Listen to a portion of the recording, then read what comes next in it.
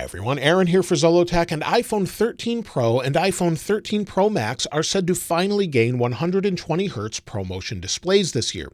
And so I wanted to explain what that is, what it looks like, show you on camera what it looks like as best I can, as well as talk about the advantages and disadvantages of it.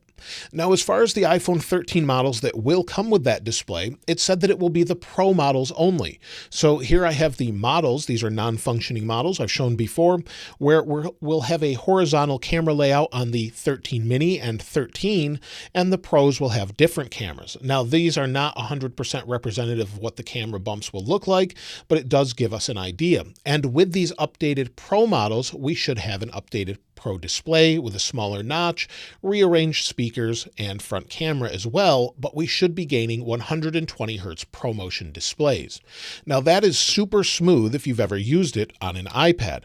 It makes sense that it would only be for the Pro models as it's only for the Pro iPad, and I wanted to show you what that looks like on an Android phone since they've had it for some time. In fact, many manufacturers such as Samsung that I have here with an S21 Ultra have had 120Hz or even faster displays for a little while now, but it does come at a disadvantage as well.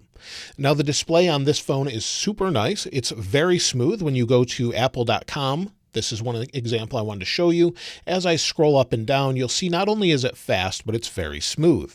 Compared to the iPhone 12 Pro Max at a slower frame rate or a slower refresh rate, you'll see that it's actually a little bit different. Now, iPhones in general are very smooth, so some people say we don't need this as far as ProMotion, but it does make a difference, not only scrolling through web pages, but also scrolling through different apps as you scroll through screens. It's just a very smooth experience overall, and it does make a difference as far as using it if you've ever used it before, but you have to see it to appreciate it.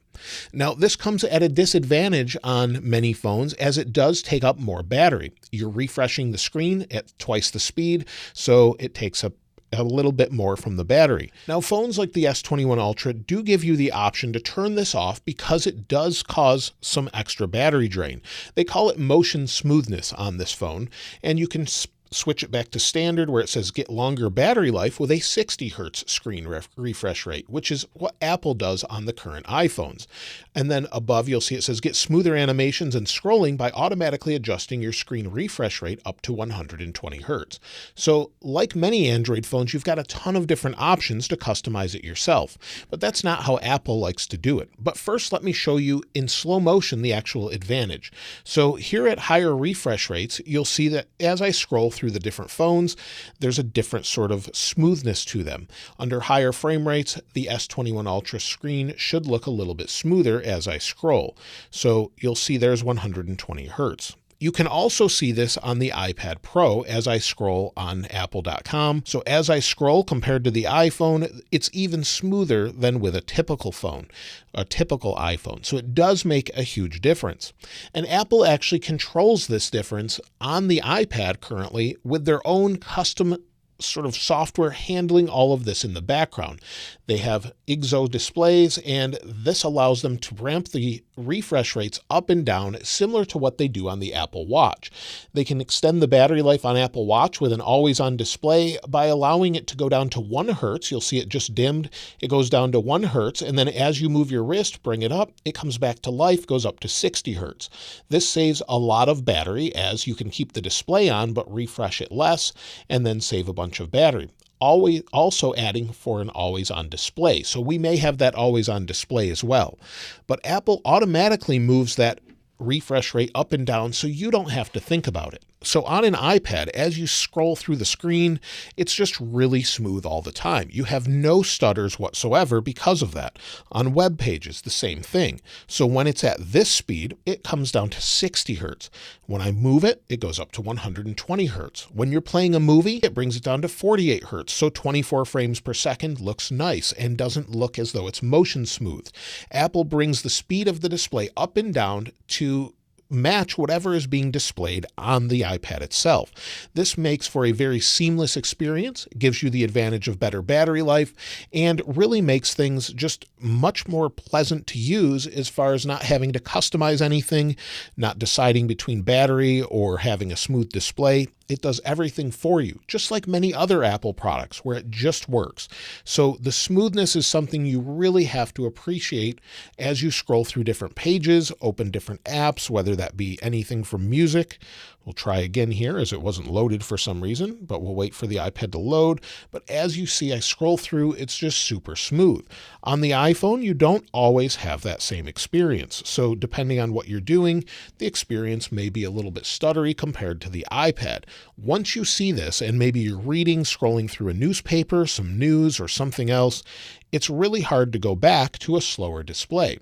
There's also the advantage for playing games. The faster refresh rate helps with games, makes them smoother, sometimes allows you to react a little bit better, and just adds for an overall really nice experience on whatever device you're using. I have faster refresh rate screens at home with my TV and my monitor for my gaming computer, and it makes a huge difference as far as overall smoothness and just being able to do things quickly.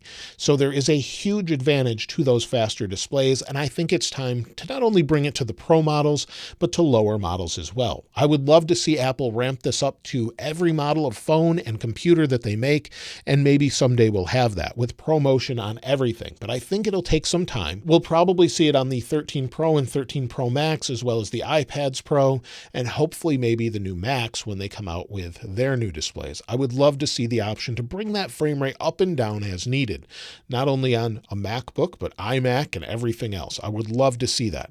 So the advantage is definitely there if you've ever used an Android phone with the faster refresh rate or any gaming computer that has that.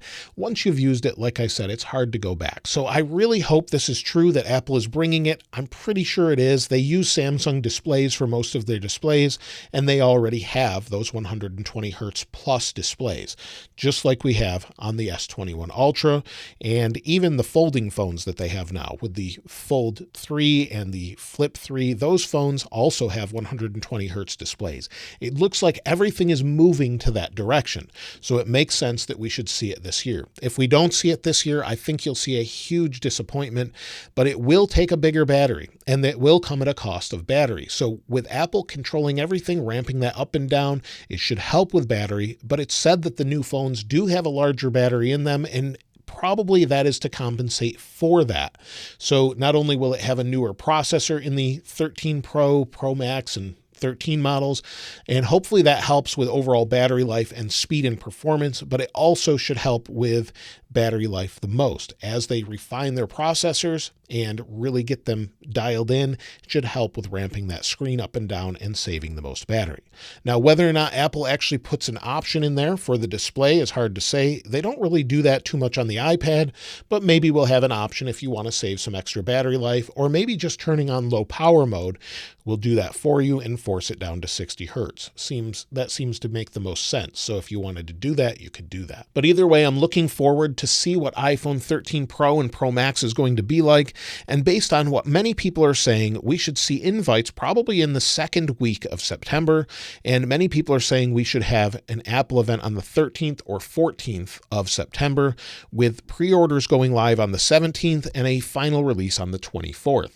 Hopefully that's correct. We don't know that 100% until Apple actually sends out invites and shows us the devices and then gives us the dates, but that seems to make the most sense based off year over year. So I'm looking forward to that. And of course, as soon as I know about it, I'll let you know as well. If you'd like to get your hands on this wallpaper, of course, I'll link it in the description like I normally do. And if you haven't subscribed already, please subscribe. And if you enjoyed the video, please give it a like. As always, thanks for watching. This is Aaron. I'll see you next time.